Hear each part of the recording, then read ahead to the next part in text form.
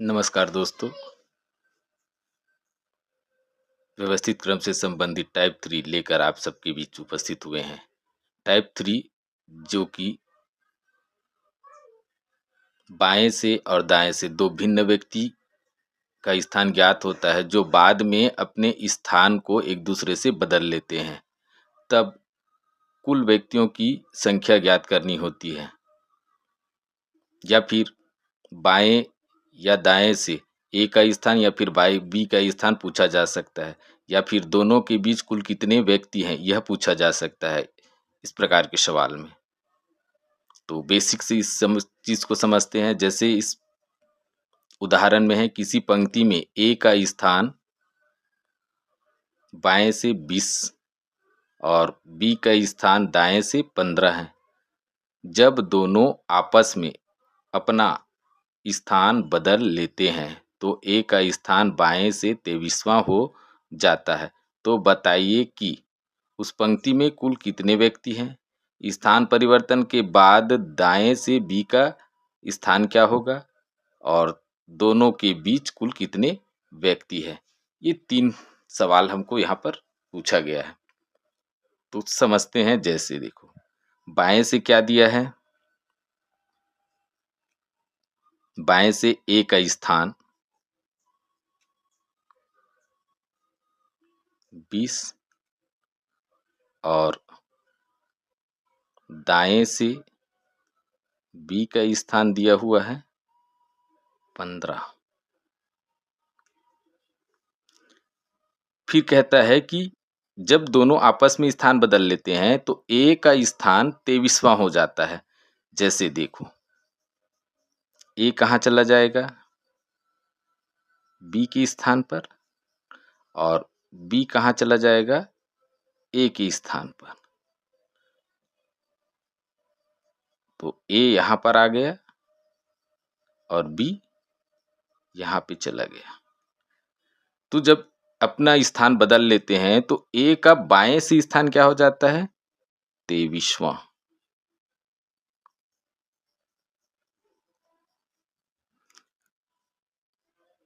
अब देखिए, जैसे ही स्थान बदला तो बी का स्थान दाएं से कितना था, 15 था,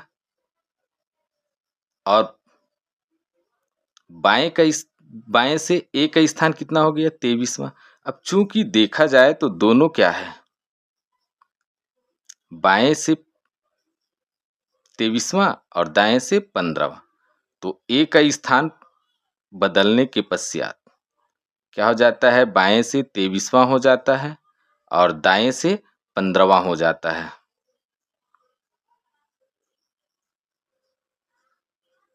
तो जो हम टाइप 1 में पढ़े थे उसमें क्या पढ़े थे, टोटल संख्या ज्ञात करने के लिए लेफ्ट प्लस राइट -1। तो लेफ्ट से स्थान कितना हो रहा है ए का, 23। राइट से कितना हो जा रहा है, 15।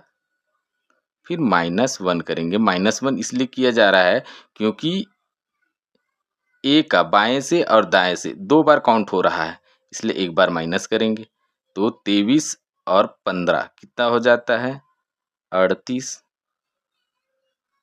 फिर -1 इज इक्वल 37। तो इस प्रकार उस पंक्ति में टोटल व्यक्ति की संख्या ज्ञात हो जाता है, कितना, 37।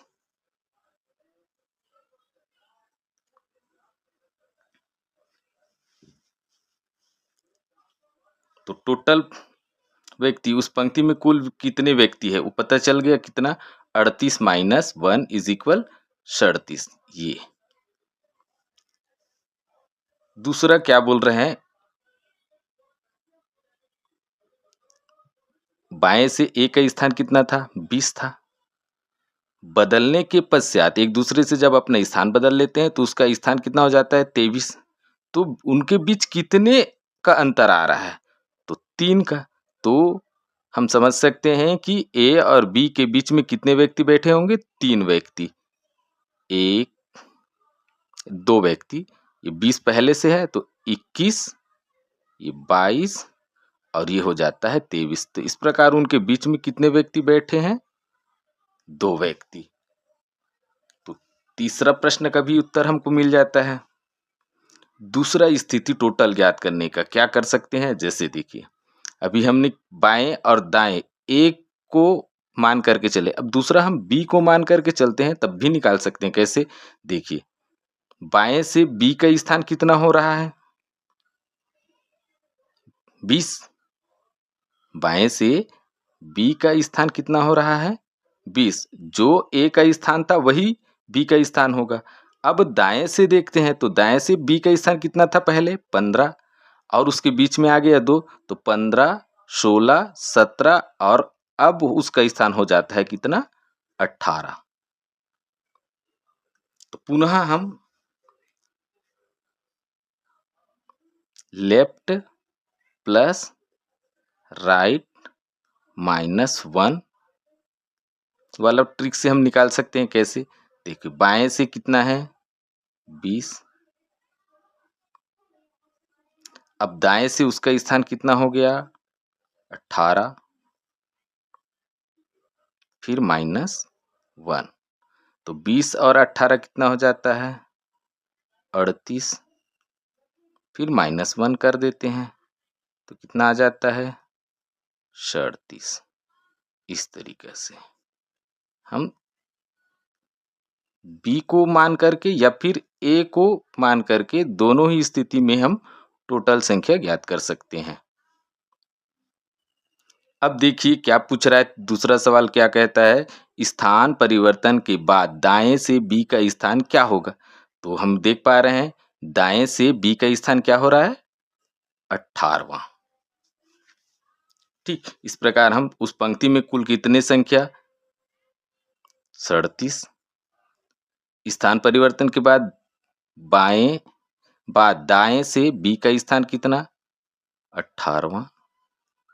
दोनों के बीच कुल कितने व्यक्ति? 2। तो तीनों का आंसर हम निकाल लिए। इस प्रकार से आप सरल से सरल तरीके से इस प्रकार के प्रश्नों को हल कर सकते हैं। यह वीडियो आप सभी को पसंद आए हो तो लाइक और शेयर जरूर कीजिए। धन्यवाद।